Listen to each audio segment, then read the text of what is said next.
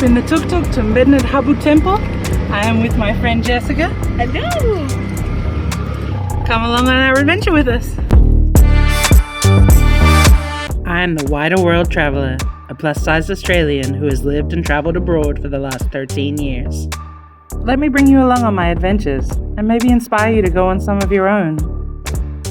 There's a big wide world out there and more than enough room in it for all of us.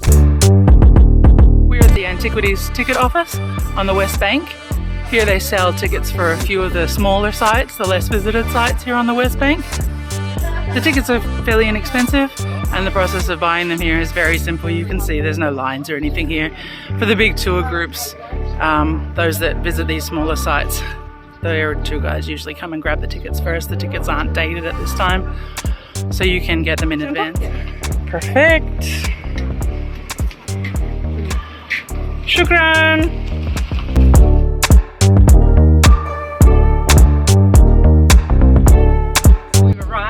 Medinet Habu Temple. See our pretty ticket there? And we're about to go into the gates of the temple. The entry fee is 100 Egyptian pounds, which is about $5 US. This temple is really beautiful. There's still some intact colors on the ceilings. And when we first came here, we thought it kind of looked like something out of Disneyland.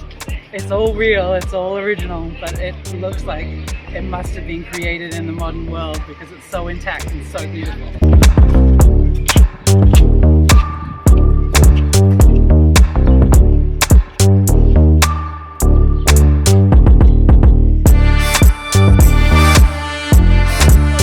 Right when you enter Habu Temple, there's a big gate. And on one side of this gate used to be the royal harem, where the wives and the women of the court lived when the king was visiting this region. They found a papyrus from that time that talks about how there was actually a plot developed in this harem to kill the king. One of the queens wanted her son to be king, and so she tried to have the king killed. It failed. It didn't end very well for her at all. But it's really interesting to imagine, to reflect on that actually happening right here in this space that we're in right now.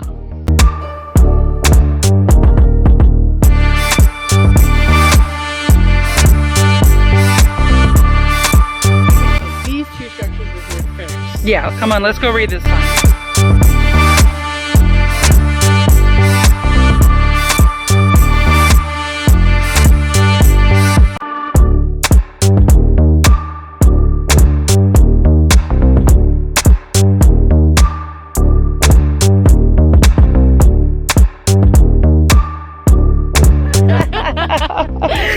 Yeah, so it's easy to glorify these beautiful structures, but there's a lot of violence depicted here. They were not a gentle people. So we are walking through the royal palace at Medinet Habu Temple in Luxor, Egypt. This is where the king resided when he was here. It's to the left side of the main temple. And if you follow around on the platform, we have a special little surprise. Are you ready for your surprise, Jessica? Come on.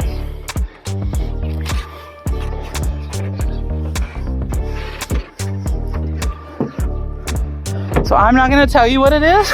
I'm going to let you see it. I'll see if you know what it is that we're looking at. All right, go on in there, love. Go around the corner to the left. What are you looking at? This is a toilet. It's one of the most ancient toilets in the world. Surviving toilets in the world. King Rameses III may very well have done his business right here. Ancient toilet in the ancient temple.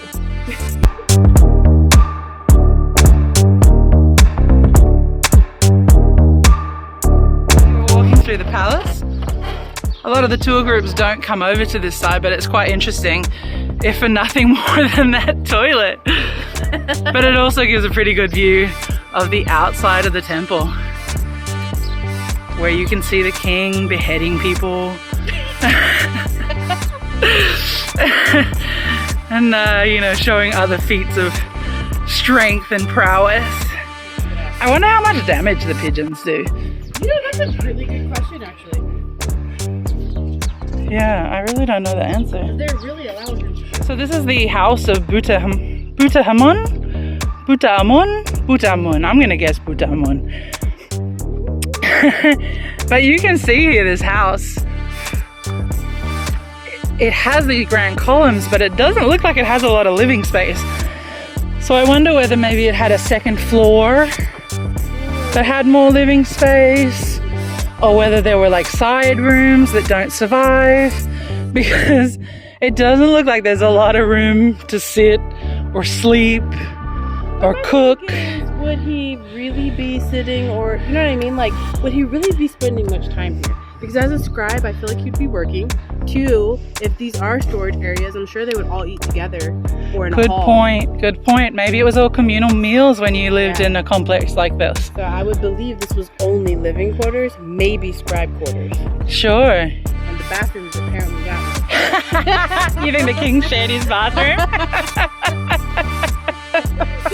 Excuse me, Your Majesty. May I use the bathroom? They probably had the flag that says in use. Okay, so come up here for a second. I wasn't sure if we were allowed to. Okay. Yeah. Gate of Medinet Habu.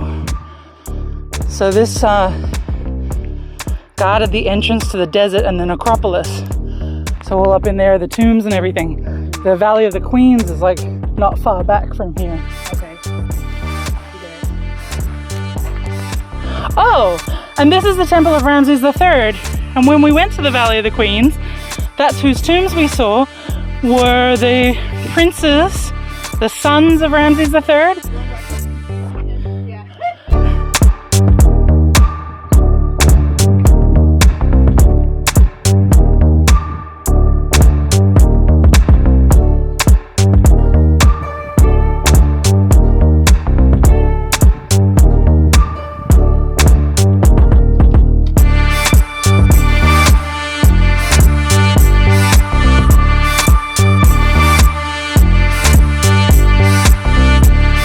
This wall right here depicts the cut hands of the Libyan soldiers, which is how they counted how many enemies they had defeated. Not only did they record by cutting off a hand and putting them in baskets, they would also cut off their penises and put them in a basket, which is what you see here. So one of my favorite / least favorite things about Egyptian art is that the women are regularly depicted, even if they're queens or mothers of the king or daughters of the king. They're usually depicted as being no higher than his knees. So here is this great big king and his itty bitty wife. What I really like is a lot of places I've gone, I see a lot of women. A lot of Egyptian women working on this site. Yeah.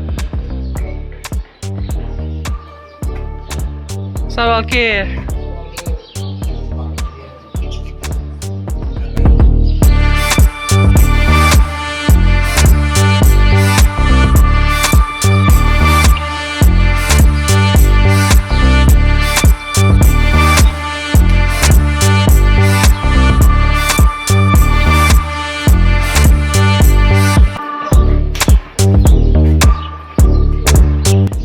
So they're doing some restoration work here.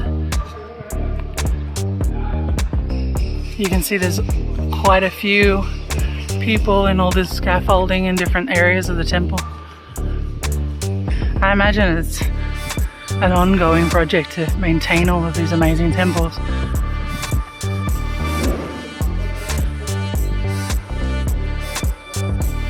But it takes a lot of work and a lot of bodies to keep it in as fantastic condition as they possibly can.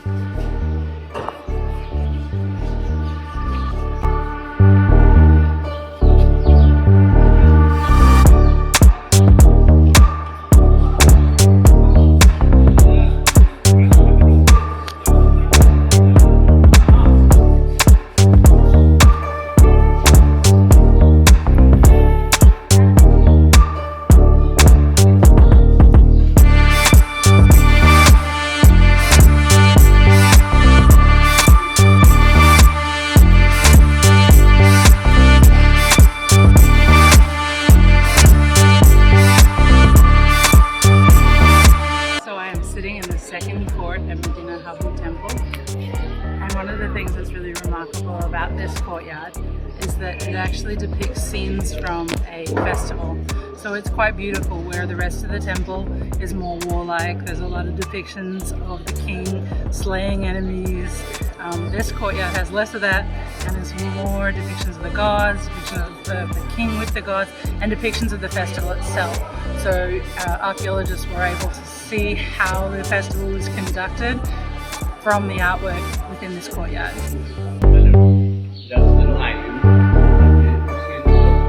So one of the really fantastic things about Medinet Habu Temple is that there's still a lot of color remaining. So you can see how bright those colors are there. They almost look like they've been retouched, but they've only been cleaned. And it's something to imagine what it would have been when everything was in bright color, because that is what it would have been, 3,000 years ago. All of these surfaces would have just been bright in color.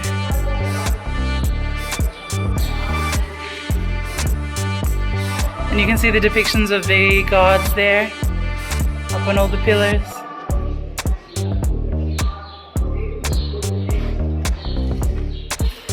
And I think one of my favorite things about Egyptian art is that not only is it beautiful, but it also tells a real story. So from these, you're able to know exactly what was going on, or at least what the king wanted you to think was going on.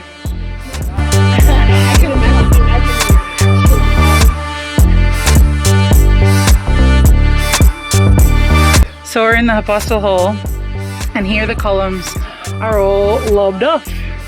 They would have been tall and grand as the others in the temple, but instead they were carted away to use in other places.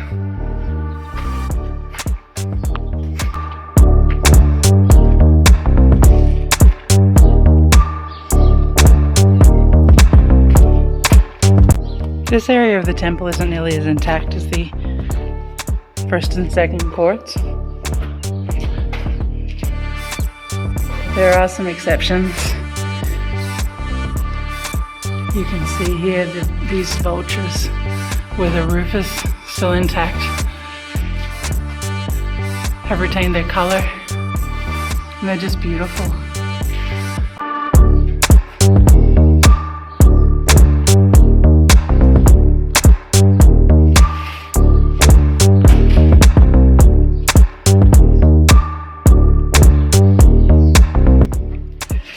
So these small chambers would have been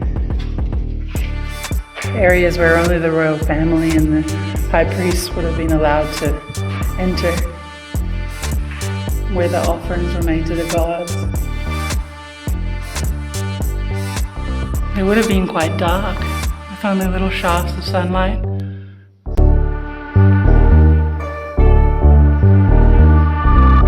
But even in here, it's elaborately decorated.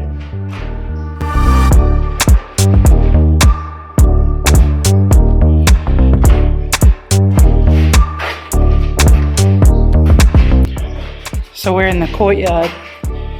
The festivals would have been held with perhaps hundreds of people. These inner sacred chambers were for the gods, and those are the god's servants close enough to the god to be allowed in his or her presence. Now so much of the top is missing, the tops of the walls, the tops of the columns, the roof.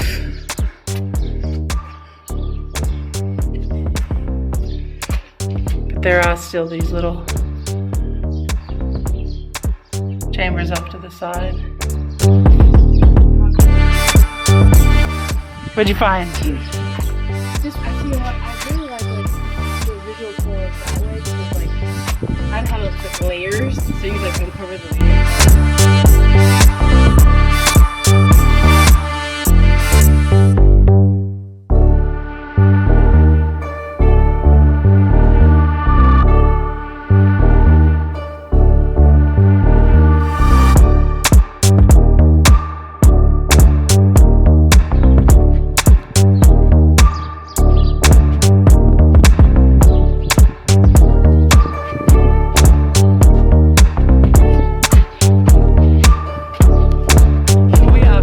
wrapping up our trip to Medinet Habu Temple in Luxor, Egypt.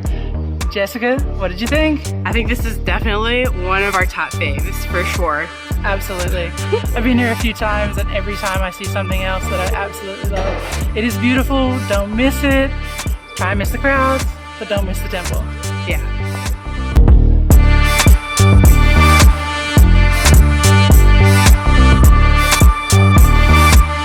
Subscribe, like, comment, share, and I'll see you next time, somewhere in the wider world.